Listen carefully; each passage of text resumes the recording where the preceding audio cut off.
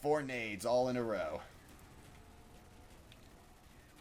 Just dumping RPKs into their faces. Yeah, ray gun time, spray and pray. Protein overload.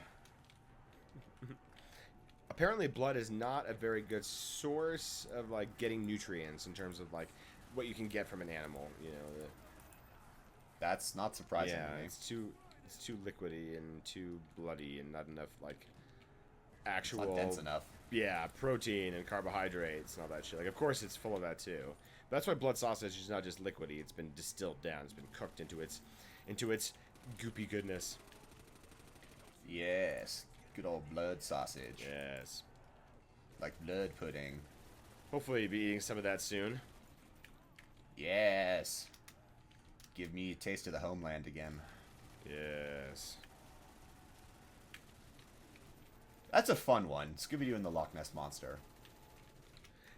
That is a really fun one. I really wish they had gotten a better actor to play some of the Scottish roles. I just cannot believe in the world of voice acting, they could not find one woman who could do the voice of Sharon Blake. Or even just find anybody who can do a convincing Scottish accent. Just get Mike Myers to do it. God, I mean, it sounds like Shrek, but whatever. At least it sounds Scottish-ish. That would be funny. But you know what I mean. Dear me, terribly sorry about that. Still quite a smashing entrance, don't you think? Yeah, it's just kind of... And that's about as good as it is, and that was terrible. Maybe the dock worker is kind of cool, too, but he only has, like, a couple Ooh, lines. Duncan McGovern. Yeah.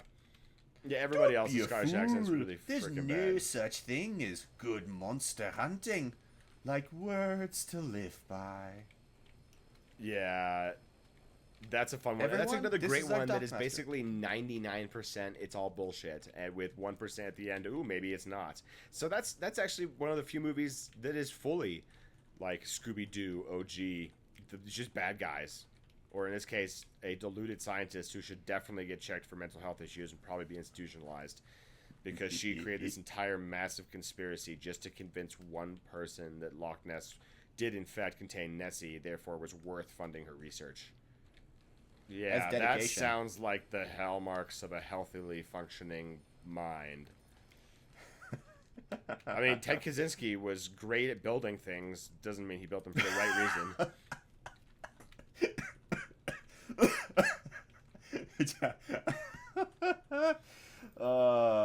Yeah. Okay. That way to take it. I guess there are similarities here. Yeah, they both endangered people's lives. I mean, it is really apples to Nazi oranges kind of thing. Oranges, yeah. He was not a Nazi, but you know what I mean. You know, I don't think that the researcher in the Loch Ness Monster was actually out to kill anybody. Like, she really just wanted to prove a point and, you know, further the pursuit of knowledge in Loch Ness, because cryptozoology isn't total bullshit. He said with no sarcasm whatsoever. Well, I mean, the idea behind cryptozoology, I'm okay with. You know, not all animals have been found. Do you know what cryptozoologists who find real animals are called? Scientists. Zoologists. Zoologists. No, I mean, seriously. The only reason to add crypto... What does the crypto stand for, actually, now that I'm thinking about it? Bullshit in time. Well, no. But there is a Latin. I do actually know it. I just can't recall it off the top of my head. Which is annoying, but it's definitely a BS writer. You know, if you have to say I am a naturopath, I'm a doctor of naturopathopathy or something like that. Like, no, you're a doctor of baloney. You're a quack. Yes, and you know, anyone can call themselves a doctor. I can call myself a doctor. I got a piece of paper that says I have a PhD, so I can call myself a doctor whenever I want. I gotta do that. I gotta do that religious thing, you know, Hunter S. Thompson. Yeah, get a Doctor of Divinity, you know, like, that's actually a real thing. All you have to do is I think you have to write a, like, 10 or 15,000 word essay. So we're talking, like, 15 pages or something. So it's decently long. I'm sure there are different requirements. That's the one that Hunter S. Thompson did. About what, like, spirituality or religion means to you. Oh no, that's easy. And it could dude. be basically whatever. That little amount, I can. It sounds like a lot, but no, like that. I mean, like I've thought about philosophy, or not philosophy. I've thought about religion a lot. I could totally do it. Actually, I should totally do it just for fun. Actually, maybe more than that. It's 15,000 words. It's 500 words a page. That's a lot. It's like 30 pages. Like 50. Yeah, 30, 50 pages. Still, sounds fun to me. Yeah, you could do that, and you out. could put, Doctor of Divinity, DOD, or whatever the heck it is, whatever the technical abbreviation for that is, at the end of your letterheads, and you should name it. Have business cards printed out that say, like, name, Ian Blank, DOD, and your service is just like, I don't know, professional. Just leave it at that. Yeah. Professional what? Leave it up to the imagination. Depends on the circumstance. You're at a bar, professional lover. You're at a construction site? I don't know, professional laborer. Yeah. You're at the store? Professional thief. You're in the stock market? Professional thief. Yeah, stock market is all just thievery. It's all made up anyway. Let's not get political, though. It is. We've somehow managed to do an entire streamcast, even talking about South Park, with maybe a minimum percentile of... This game stream was like... I mean, yeah, we're here for dinner. Yes. Skirting around the politics to talk about lighthearted topical stuff that appeals to everybody and offends nobody, right, guys? If we've offended nobody, comment below and tell us how little we've offended you. And if we have offended you greatly, please tell us how much we've offended you so we can tell you exactly in what measure... snowflake. Yeah, you melt under the heat of the thundering dice ray. Dude, okay, on one of the Wheel of Time subreddits, I saw a dude's ranking of all the names of the books from like S to D. Okay. The S on S tier was Eye of the World, which I completely agreed with. I don't remember the rest of them. D tier, the only one on the D tier was Knife of Dreams, and I'm like, excuse me? Knife of Dreams is the worst title that you thought Robert Jordan had? What was his criteria for it? His personal, like which one he thought sounded coolest. Oh, it had nothing to do with the content of the book, like how much it related to the He hadn't read content. the book. Oh. It was just, he hadn't read any of the books. It was just ranking Knife of Dreams titles. sounds pretty cool. Towers of Midnight is know. kind of boring. It sounds like the Two Towers or something like that. Very nondescript. Or Crossroads of Twilight. Sounds really, really cliche. Yeah. Shadow Rising is actually kind of cliche as well when you think about it. I mean, they're pretty generic titles. There's not really like A Memory of Light, maybe one of the better titles. The Eye of the World is a great title. The Great Hunt is incredibly descriptive, and I appreciate the book so much that I definitely like the title.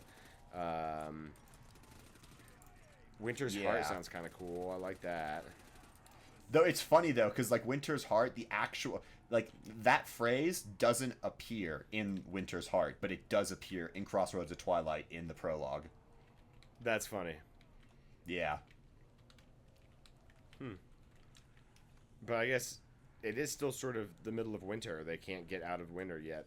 The Dark One stopped the world rotating, I guess, and they're stuck in that perpetual winter. No. They've unlocked the because like that they're stuck at the tail end of summer. Oh, that's right. That's when they get locked. That's where the Dark One locks the world in place. Yeah. I don't know how I just subverted that very, very kind of important detail. Must be getting old. Well, getting old. You probably haven't read them as recently as I have. Yeah, I haven't read Winter's Heart super recently, that's for sure. Yeah, I have. I literally read it. The last book I read was Winter's Heart. Okay, yeah, so it's fresh in your mind. Fresher than mine, for sure. Yeah. I'm reading Dune right now. Crossroads of Twilight right now, so... Yeah, exactly. We're both on different ends of the fantasy scale. Dune is cool. I really enjoy it. Now that I've read the book, I can watch the movie, and I can either applaud or disparage it, or hopefully something sort of. I mean, hopefully there's some applauding. I really enjoy the book. I'm almost done with it. I've got to, it seems to be coming to its to its climax here, or whatever climax is for the first book. So Yeah. once I read that and we watch those movies, then maybe we can do a little thing about that. Yeah, it'll be the reverse. It'll be the reverse Rings of Power thing because I'll be watching it for the first time, but I have no lore, and you'll be watching it for the first time too, but you'll have just read the story, so you'll have a lot more lore. Yeah. The lore base than I will, so I'll be like, all right, this was a cool thing for the story, or this was bad, but how's this stack up on the book? And it's not like the lore is incredible. I mean, there's a lot of like kind of quasi mythical backstory type stuff. Not really mythical. It's more Just like religious hijinks. Oh, yeah, a lot of religious hijinks. Let's put it that way. Run! You better run as fast as you can, little girl. Hide your head in the sand, little girl. Catch you with another man. That's the end. Fucking zombies. Speaking of creepy fucking Beatles lyrics, jeez. Yeah, that's right up there. It is so dark. Yeah, with some like Sting lyrics and stuff. It's Beatles meet snuff film. Right? This is before they took all the LSD and, got introspective. Became happy. And yeah, before started going, he's a real nowhere. Yeah, talking about ego death. Yeah, I am the walrus. Cuckoo, Choo.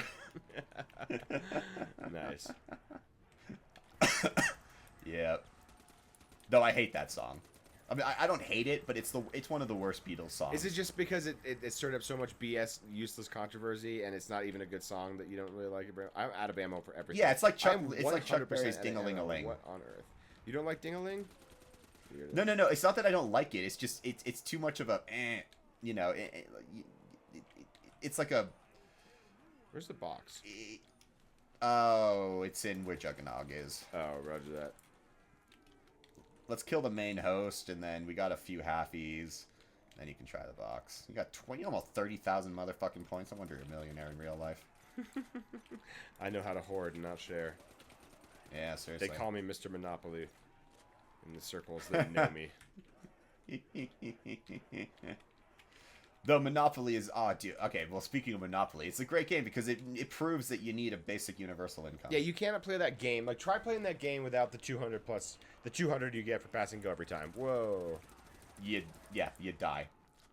Really, or not you'd die. You'd go bankrupt really quickly because there's no way of making money in that game beyond having the $200.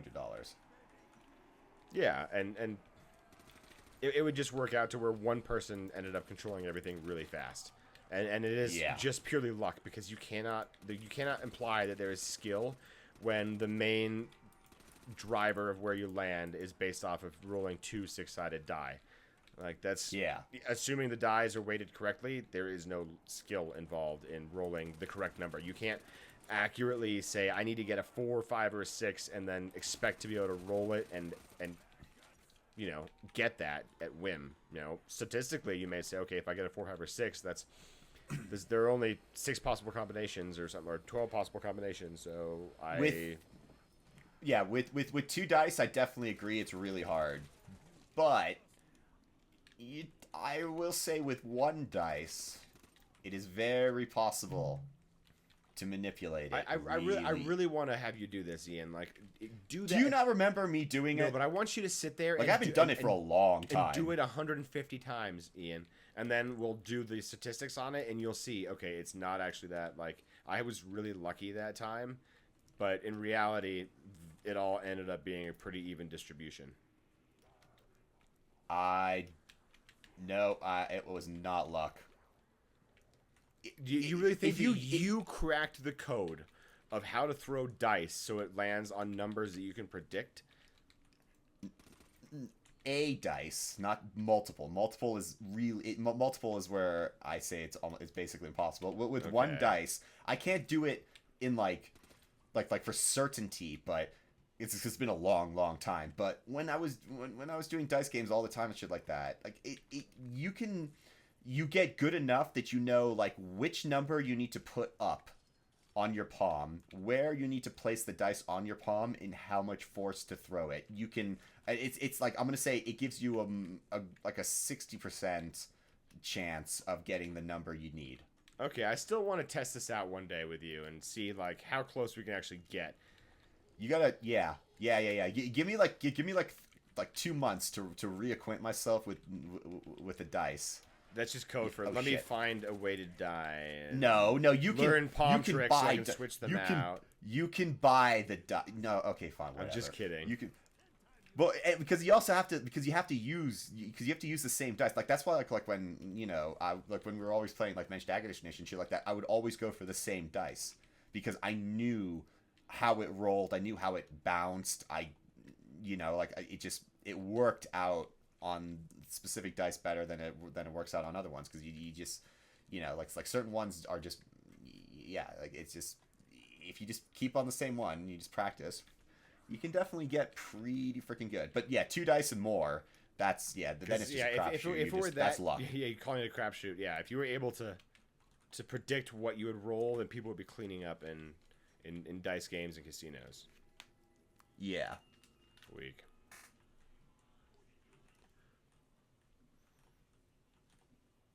But that notwithstanding, the names for all of the Wheel of Time books, like, it's a funny exercise to go through. Like, all right, rank them. It's a fun little silly experiment. I'd rather rank them like, how closely does the title relate to the book?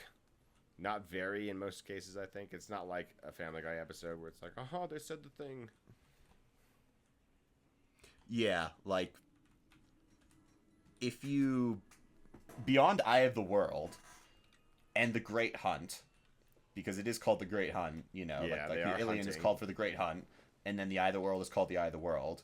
Let's see, The Dragon Reborn, well, I mean, like, it's the name of, like, it's Rand's prophesied name.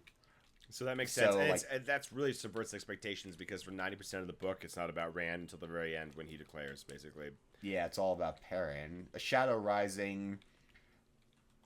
Yeah, the that shadow really is has rising. nothing. Yes, it is. Like, it's gaining strength. It's building momentum. Yes. Okay. Yeah. Crown of Swords makes sense because of the crown. Duh. Yep. Okay, that's the box again gone. All right, let's kill this fool. A Knife of Dreams doesn't really have much to do with it. Towers of Midnight is that's only mentioned in the Dark Prophecy. And that Dark Prophecy, honestly, when you read it, really doesn't make much sense. It's like, you can tell that, like Brandon was, it's a little too much, like, I know how, like, I'm saying what happened, and I'm making it really obvious what's, like, what needs to happen, so, yeah, I'm not a huge fan of that prophecy. It's not like blood calls blood, blood is, blood was, and blood shall ever be in The Great Hunt. Writing prophecy is pretty hard to do, I would imagine. It's like poetry. It's got to be good, and it's got to be, obfuscated, and it has to have multiple meanings. It's a hard kind of poetry to write. Yeah, and it's the type of, like, it's a type of, it's an ambiguity that I think Brandon Sanderson can't do. Like, he's really good at defining things and making stories work that way, but he's not good at any type of ambiguity. Because, like, think about it. How many real morally gray characters can you think of in Brandon Sanderson's writing?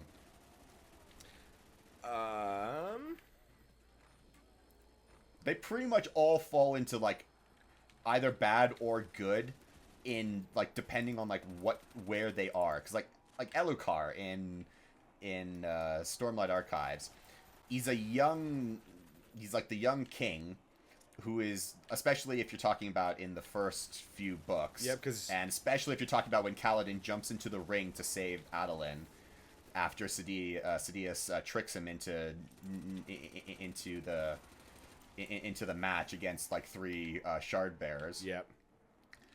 So, and then he just gets, like, easily goaded and shit like that, and then he starts to try to get better in book 3, and then ends up dying before he's able to say the words. Yeah, I mean, that's kind of tragic. Is just, yeah, so, like, that's just tragic, and he's just like, yeah, Sidious is just a bad guy. Like, yeah, he's a bad guy. He's completely motivated by greed and power. He has pretty. His wife is a little more hard to nail down, but she's not good in any respect. She's pretty, like she's definitely self-centered and pretty bad in that category. I mean, Dalinar is just straight good. Kaladin is straight good. He's just whiny, mopey, and he just has half the like time incredibly useless. amounts of like seasonal or affective disorder or bipolar or something where he. Yeah, because like Brandon tries to pawn that off as PTSD, but it doesn't feel like PTSD. It just feels weird. Like like I say, that's the biggest actually criticism of Stormlight Archives. Is that like the characters, like while they're incredibly fleshed out and shit like that, but they're all just like derivatives of themselves of the first book. Yeah, like Kaladin does God, not that first grow. book though is so damn good. Whoa. Oh yeah. I do. The Way of Kings is the best of the Stormlight Archives, I think. It's so satisfying, dude. The power up moment, the first Kaladin power up moment is like just one of the most Before it comes satisfying things derivative. I've read in books forever. And then you get it too many times, and it becomes every fucking book at the end, Kaladin has a power up moment, until we haven't read book 5 yet, so we'll see. which is We need to get like, on it. We need to get on it. yeah, we do. But it's a sad commentary though. Like I think this, like the fact that, I mean, like the Lost Metal really took the sails out of Sanderson's momentum in my mind. Because like the Lost Metal was just like, it was, I don't know what happened in that book. I mean, like I know what happened in that book, but I don't know like what happened in the process of writing it. Why the story feels so weird. Why like a third of the whole book feels like it wasn't written by Brandon Sanderson. The massive time jump that isn't explained. Wayne's sudden morphing into a genius and being super rich. Or has he always been a secret genius? We just don't know, and we never knew in what way. He was genius in other ways. He could impersonate people well. He was very, very good at slipping into social situations. He had very, very light fingers. He understood concepts and theories and ideas and motivations very, very well. Yeah, but how do you bridge that to suddenly becoming a genius about like sports and inventing a whole new sport instantly, basically? Loch. Yeah, okay, sure, luck. He's a different type But of Alamancer somehow. I don't know. Vin used to call her Alamancy Luck, so maybe we're making full circle, and it's Luck again.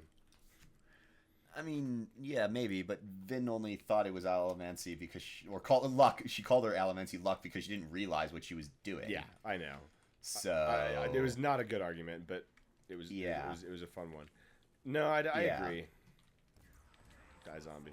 I mean, like, I like the way it ended, The Lost Metal. That was fantastic. I mean, that was a great ending. Really, I mean, I know you haven't finished it, so I won't tell you exactly how it goes down, but that definitely worked. And like, I definitely want to read, Book 5 of Stormlight Archives, because I'm curious to know, because, I mean, it has the potential of being one of the better books of Stormlight Archives, because it has to happen within, like, 7 or 14 days, because that's the time period that Dalinar agrees to at the end of Book 4, when Taravangian becomes Odium. Which, honestly, actually, that was one of the greatest twists, because I remember, like, reading that chapter for the first time, and I was just like, wait a minute, he's not going to do this, is he? And then it started twisting. I'm like, he's gonna pull the sword. And then as soon as Seth pulled the sword, and then Taravangian gets stabbed and stabs Odium with it, or Racy, and then he takes up it, and that was Cultivation's plan all along. I was like, holy fuck. I mean, like, I was just like, all right, now, I was like, I wasn't really worried about Roshar in this respect before Taravangian became Odium. As soon as Taravangian became Odium, I was like, okay, now Roshar is actually fucked, because Taravangian is the worst person to become Odium that I could think of in that thing. And then you find out that was Cultivation's plan all along. I was like, Cultivation, you fucking idiot. Like, you actually think you were going to be able to control Odium or lead him down the right path, so he isn't just going to end up becoming a pure incarnate version of destruction? No, he's always going to be that. Like, which is why I'm sure change. that the 5th book that we haven't read yet is going to have everybody most people are going to die in this, right? Like, it cannot be a success, especially midway through what's going to be 10 books. I know this is like the first arc, but the second arc is going to be tied into it. You can't have a satisfying conclusion halfway through the season like that. Like, there can be some successes, but I think there's going to be a lot of flat out failure. Yeah, I definitely think so too. Because there's just like there's too much.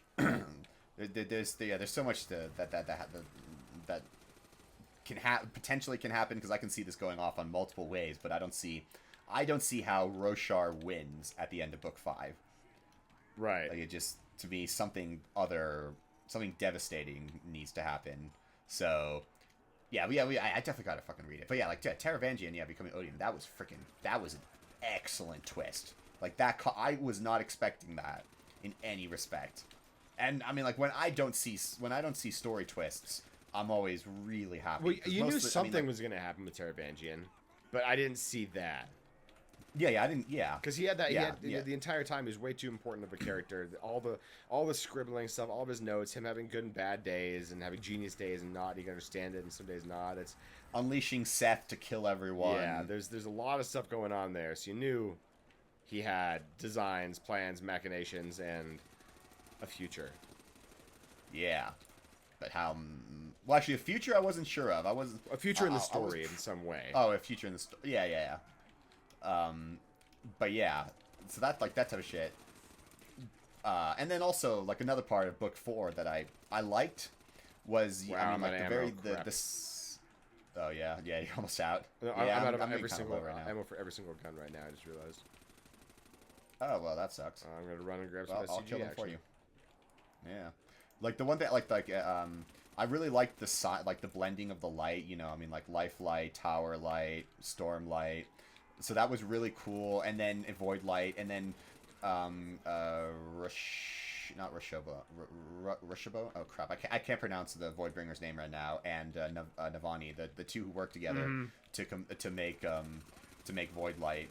Oh, not Void Light. They want to because she's trying to create Void Light and to create Void Light to kill her daughter. Like that's really cool, but it also is a hindrance too because. Like, going back to the ambiguity thing, it's because I was talking to one of our commenters in the Rings of Power, on our Rings of Power commentary about this, and I think I actually summed it up pretty good. So, like, one of the problems with all this, like, defining magic systems is that, like, it sets rules and limitations on magic. Now, that works to a certain degree. Whoa, holy crap. I just emptied a whole thing of SGG into this dude's ass and it didn't kill him. I believe it. Yeah, like, damn, I wish the Pack-a-Punch was here. Like, in this map right now, Pack-a-Punch. I wish we get a freaking match at max ammo. Getting royally screwed here. Get some bouncing Bettys. That's what I'm gonna do really quickly, and then we'll fucking mine the shit out of this place. But no, yeah. So like magic system, like the defined magic system, and like the rules of it. Like I appreciate the technical and like the creative aspect of having to of doing it, because I mean, like in my fantasy stories, I have plenty of rules and laws for certain types of magic, mostly like human wielding magic and shit like that. But the laws defining like the like other beings, I get annoyed with, because especially like if you're talking Tolkien, like the Vala and the Maya and things like that, and actually the wizards to a certain degree. People people think that there isn't like a defined like law system in Tolkien's work. And to a certain, like, there is certain types of laws, but for the most part, there isn't real laws, because the physical laws that govern the world don't apply to actual gods. You know what I mean? Like, right, and creation, the power of creation is not something you can define. I mean, I think you just define the power of creation. It's the power of creation. There's nothing else to define. But you can't limit it. Like what laws govern the power of creation? Oh yeah, no. If you can create like the universe, then you have no limits. You're right. But not everybody in every magical system is a god. Whoa. Oh shit, it's turned around, there's a zombie. No, yeah, that's why I said like certain certain things. God damn it, that's a stupid gun. Fuck that. Yeah, like it's actually I guess I'll try it a few more times. No, yeah, like yeah, not everyone is a god. Yeah, I definitely agree with that. That's why I said like you know like I was gonna say push and pull. Actually, no, that is push. Yeah, push and pull. Allomancy is a great example. It is like one of the scientific parts that Anderson does that I really enjoy. You know, because that's really easy to understand. You definitely get it. You know, iron pushing, or is it iron? Steel pushing. Yeah, steel. Yeah, steel. Coin shot. Yeah. So, yeah, coin shot. Yeah. So like those type of it makes writing like a story a little easier too when you have fixed things. Be like, okay, you can't do this because of, you know, I mean, like if you're pushing something that's greater than your weight, you will get thrown back. Yeah.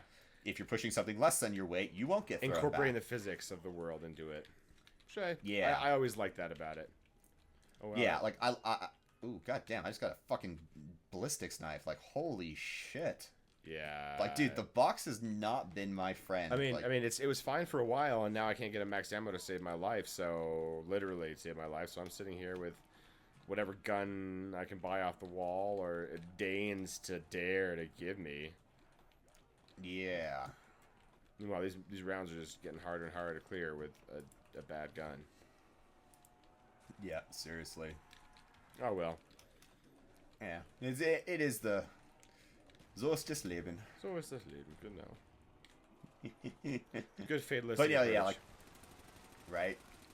But no, yeah, like so, like I like the defined magic. I mean, I like defined magic systems to a point, but it also takes away the magic by the definition. Yeah, some magic is totally cool to be totally unexplainable. That's the reason we call it magic and not, you know, science. Because we don't get it, we don't understand it, we don't know how it works, and that's cool because we're living in a fantasy world. Oh yeah, nice. Oh, give me that D, huh? Weird. Well, no. Okay, well, no. Like I hit T, but I had hit W before that, so I was still able to move. So I didn't realize that I had hit the talk. So then when I saw that, I was like, oh, I just press enter. So just rad just worked out perfectly. Rad. Yeah, rad. Well, can I just say that I am very much ready for this to come to an end. It is really, really, really hot in this room right now. Like, I'm literally sweating. So we should do. So what you're saying is we should do a nice outro and then do our best reinterpretation of Kamikaze Divine Wind. Just and go Banzai! Stab until we can't. Well, everyone, I hope you enjoyed this fun game stream of consciousness. Of course, now there's a max ammo. But let's think. Hope everyone enjoyed this game stream of consciousness. Definitely meandered all over the place. You know, got a good sampling of pretty much everything. I mean, fuck, we even talked a little politics. I mean, very lightly at the very beginning, but we still freaking touched on it. So if you liked it, you know, comment down below. Tell us what you liked. Tell us if you disagreed on anything. You know, tell us that you made it this far. Yes, because if you do make it this far, we'll be really impressed. Yeah, seriously, we might even give you a prize. So, comment down below, give us a like, subscribe, check out our Patreon, check out our Reddit, and we will see you guys next time when the moon is full and the zombies are raging once more. Without further ado, Banzai charge. I already did mine. Dude, 450 for me, 613 for you. Yeah, Holy shit. Yeah.